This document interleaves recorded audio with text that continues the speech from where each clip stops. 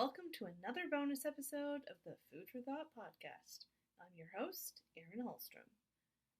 A review of thousands of compressed air systems has revealed that, on average, users operate below 50% of system capacity, and in fact, oversized compressors are among the most common problems in air systems. Here to talk more about that on the podcast today are Kaeser Compressors' Wayne Perry and Neil Mehltretter. They'll address why oversizing occurs and how oversized systems reduce reliability and increase maintenance and lifestyle costs. Enjoy the episode.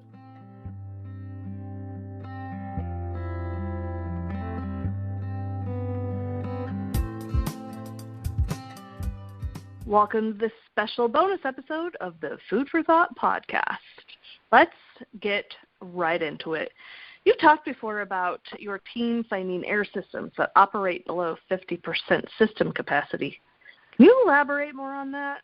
What does it mean, and what is the significance? Sure.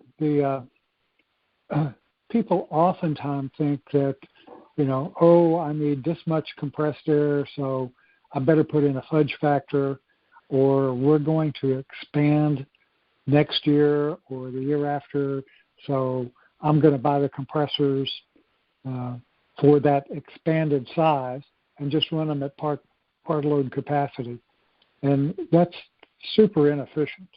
There have been a lot of cases that I've looked at where it would have made more sense for them to buy a small compressor, run the small compressor, and the energy savings alone would have paid for buying another compressor when the plant expanded. It's also very, very hard on your equipment to run them at part load. You wind up getting a lot of cycling with the machine, and that wears out valves and switches and starting gear. It's just something you really don't need to be doing. Yeah, I think Wayne really hit it on the head. Your biggest issues are going to be lack of performance on your equipment. Most of the folks, if you have the pulse of your compressed air system, if you're getting warnings, messages, reporting, those kind of things, those folks are really well established on what's happening inside your compressor room and in the system. But in a lot of cases, most folks aren't. And so you close the door and you never really hear from it again unless there's a problem. So with these systems that are below 50% capacity, you hear about them quite a lot. If you're, the maintenance manager or the plant engineer or production engineer or the plant manager, when the compressor's down, the whole plant's down. And typically those are the systems that are below capacity or operating capacity, meaning that we have a system that the compressor is never able to operate in the best way possible, and so you tend to get more maintenance issues and shorter mean time between failure for these systems. So those are the things that you're really looking at and kind of want to take a step back and see that forest through the trees aspect of your compressed air system. What are some key points our listeners can look for to tell if they're operating below capacity? So, Erin, I just touched on a little bit of that. Mostly if your employees, the folks on the plant floor, are screaming that they don't have enough compressed air, or the compressor's down again, that's typically a key point on whether or not you have, I'm going to say enough capacity, but you're operating the right system. Other indicators of oversize would be, too frequently you have to go there for those shutdown calls, or you're calling somebody in for that. Breakdown issues, of course. Over temperature, that's also an indicator, let's say. Too frequent cycling, and so that's that loading and unloading of your compressor. Typically speaking, we say you're looking at 30 seconds on, 30 seconds off. That's a 50% duty cycle. That's still a lot of cycles within a 5 or 10 minute period. So if you look at the load counter on your load solenoid valve and you're into the millions, that's a big indicator. Load hours versus service hours is how you're going to tell if you're below capacity or not. Of course, if you have a variable frequency drive or a variable speed drive, that might not be a great indicator. So you do have to kind of dial in there to see how that particular compressor or system is actually operating.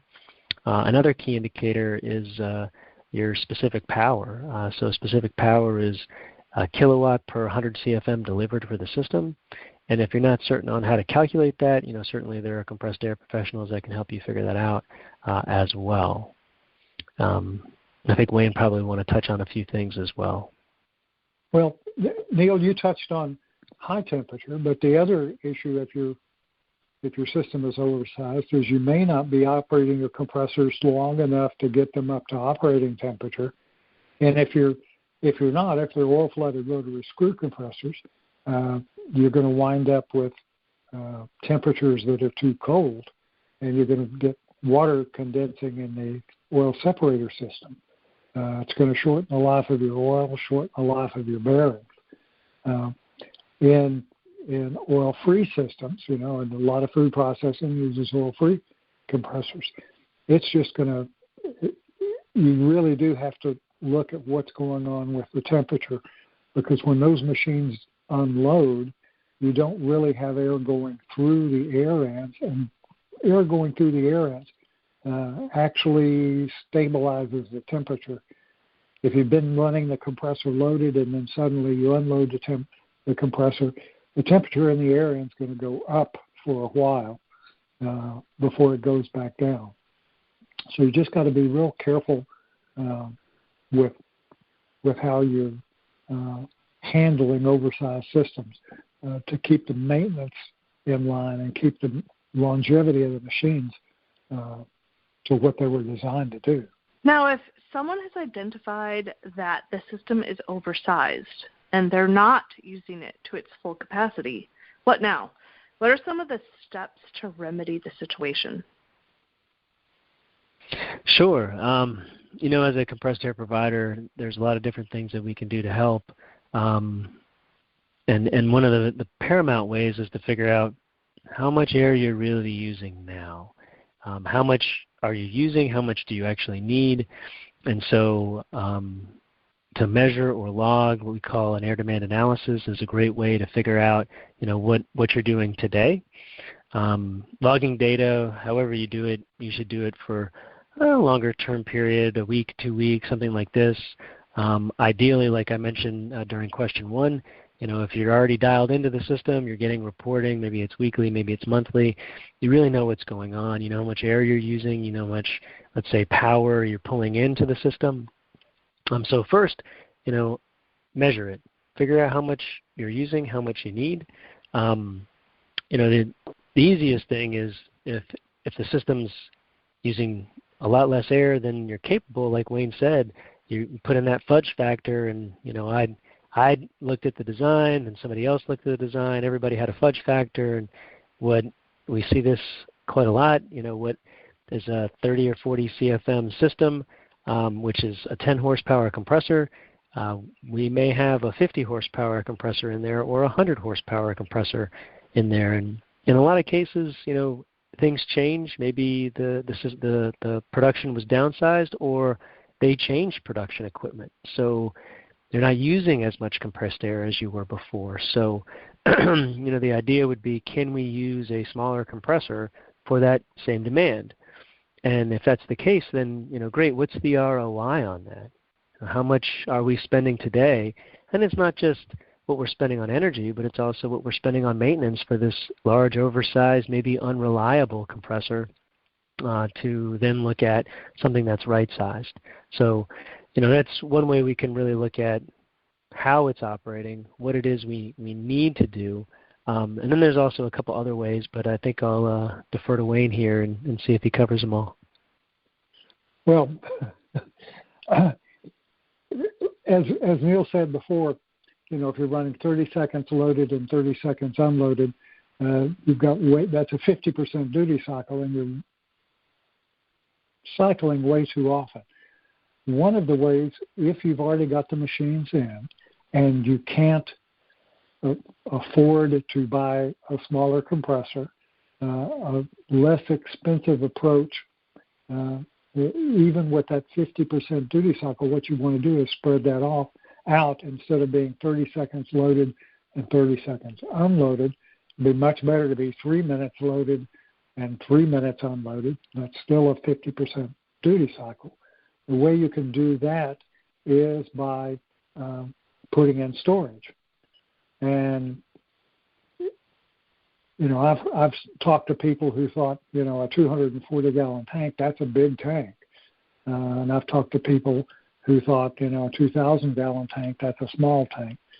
But you can get your service provider to come in and do the calculations on how big an air receiver you would need to lengthen out that cycle time. And the other thing that affects cycle time is your load and unload pressure set points.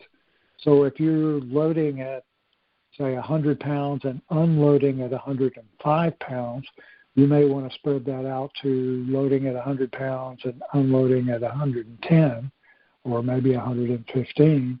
That puts your compressor putting more air into the system, at a higher pressure. It gives it some time to use that stored energy out of your storage and your piping system, so it allows you to be unloaded for a longer length of time. But a good service provider can sit down with you and run the calculations and figure out a way to do that.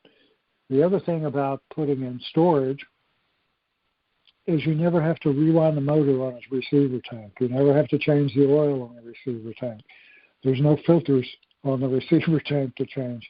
So once you get it in, it's pretty much, other than a drain on it, it's pretty much maintenance-free in there, and it's a good solution to help you stretch out those duty cycles, keep the machine warm, and also give you some better energy efficiency with those longer duty cycles.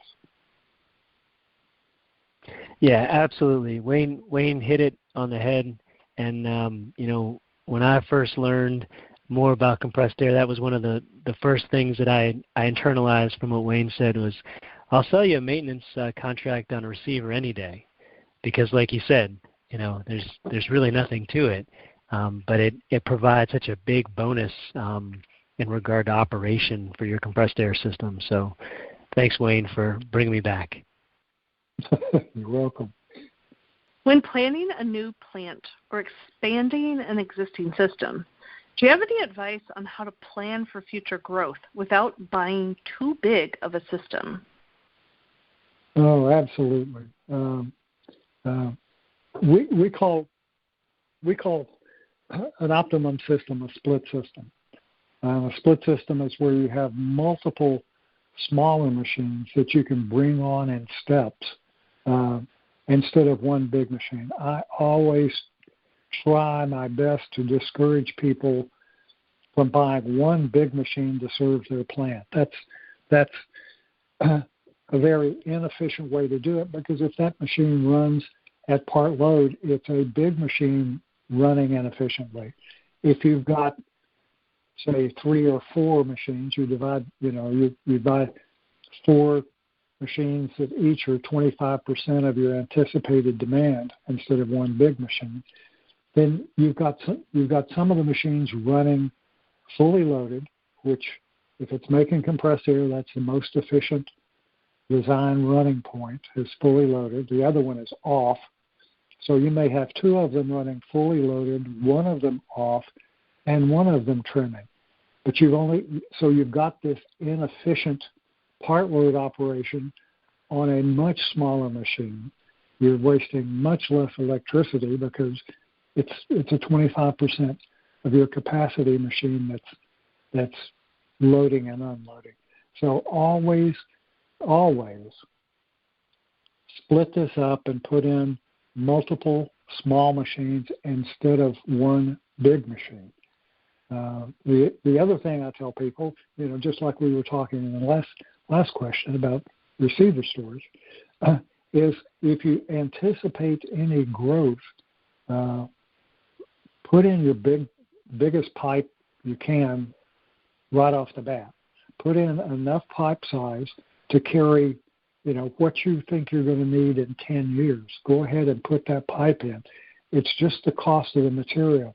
The cost of the labor you're going to be paying anyway to hang the pipe. So you might as well go ahead and upsize the pipe. That larger pipe, again, provides additional storage, just like a receiver tank, lengthens out your load cycles, improves the efficiency of the operation, also greatly reduces pressure drop by putting in a big pipe, and it also decreases turbulence in the pipe, so that if you ever get any water or other contaminants in the pipe, chances are they're going to stay in the bottom of the pipe because you don't have this turbulent flow that's throwing them all around the pipe. That's my recommendations to anybody who's designing a system, is just look at using multiple smaller machines instead of one big one to meet your compressed air needs. Yeah, absolutely. I think what we've seen over time is that even systems that split, where is that split? So if the specification calls for, let's say, 2,000 CFM, is it better to have two 1,000 CFM compressors and a third one as a backup? Or do we want to split that, say, two 500 CFM compressors and maybe one a little bit larger compressor, maybe 1,000 CFM? So those are the things that you really need to think about, because what ends up happening in specified jobs, as we've seen, is that we're always oversized. So, it's a greenfield space. Everyone has an opportunity to say, well, this fudge factor has to be in there and that fudge factor, and we're going to have this growth and so on. And we've just seen it so many times where customers had the opportunity to purchase trim compressors and said, you know what, we're just going to go for those baseline compressors first. And those baseline compressors are 1,000, 1,500 CFM, and they bought 3 of them. Well, you only need one. So I would have been better off buying 2 smaller machines to get that project done. This particular case in point that I'm talking about, we ended up putting in a 50 horsepower compressor for the overnight because they had some constant processes, a little bit of leakage, and the ROI for a 50 horsepower compressor was like 6 months.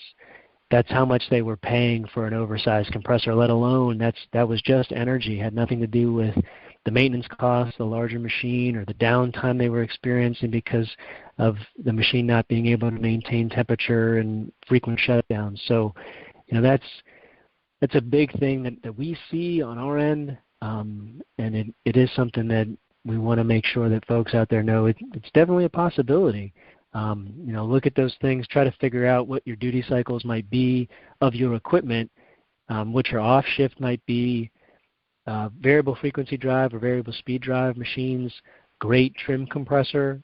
You do have to worry about where you size those medium load units so you don't have any kind of control gaps, but that's really a great opportunity. So I could talk all day about system sizing, but I think we covered kind of the bases there.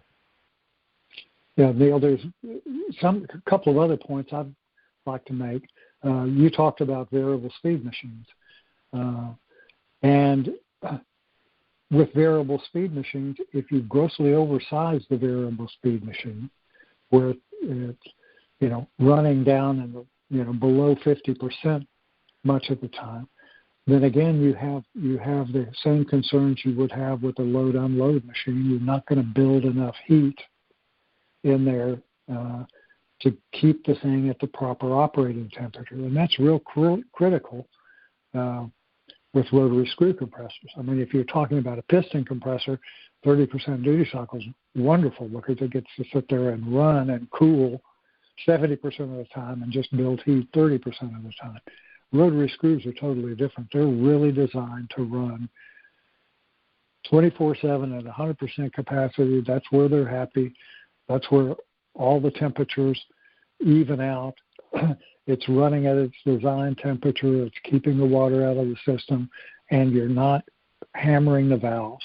Another thing that you're not doing is if you're loading and unloading rotary screw compressors or centrifugal compressors, if you're in that range, then you've got coolers to be concerned about. And if you hit those with temperature because you're under load and then you suddenly unload and you're not putting any air through it to be cooled, but you're still blowing cooling air across those coolers, they're going through thermal cycling.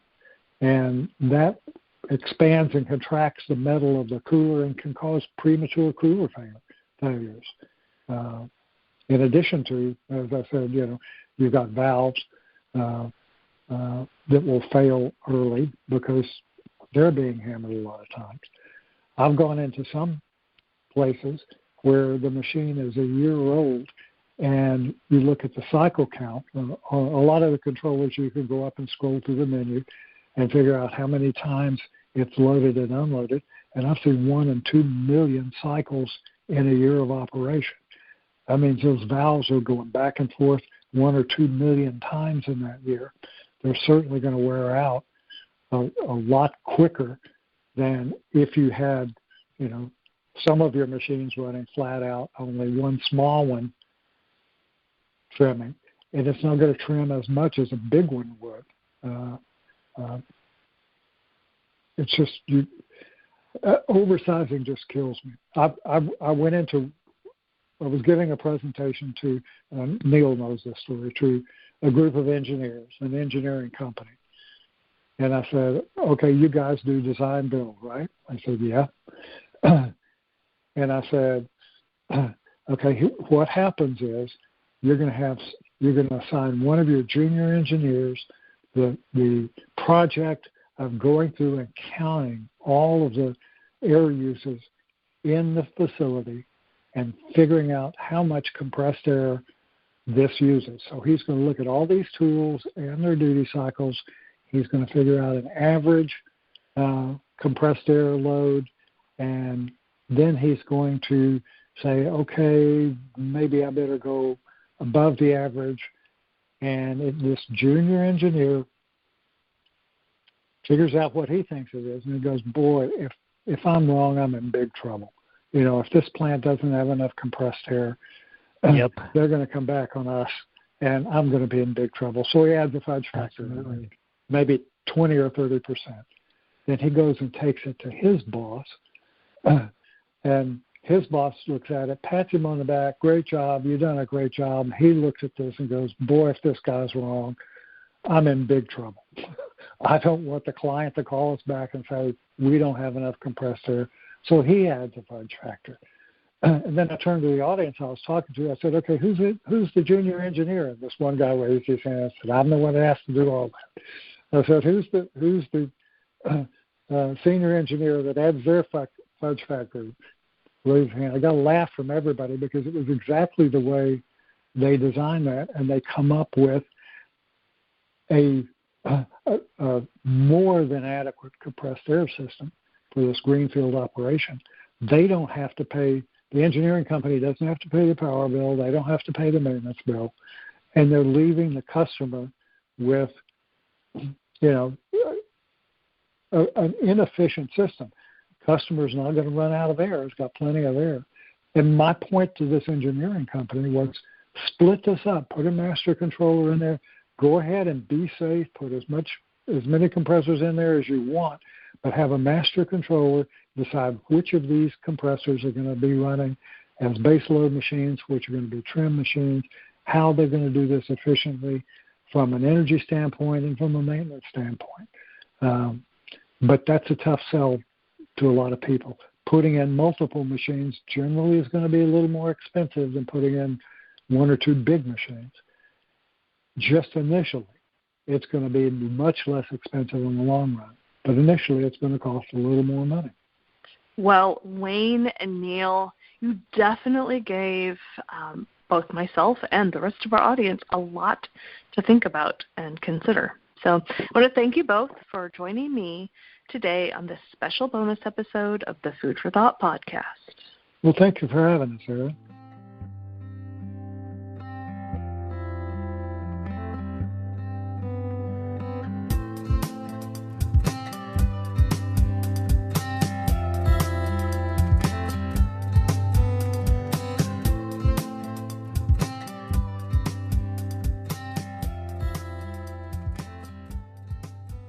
For everyone listening to the Food for Thought podcast today, thank you for tuning in. You can find us on Apple Podcasts, Spotify, Stitcher, and just about everywhere you can listen to a podcast.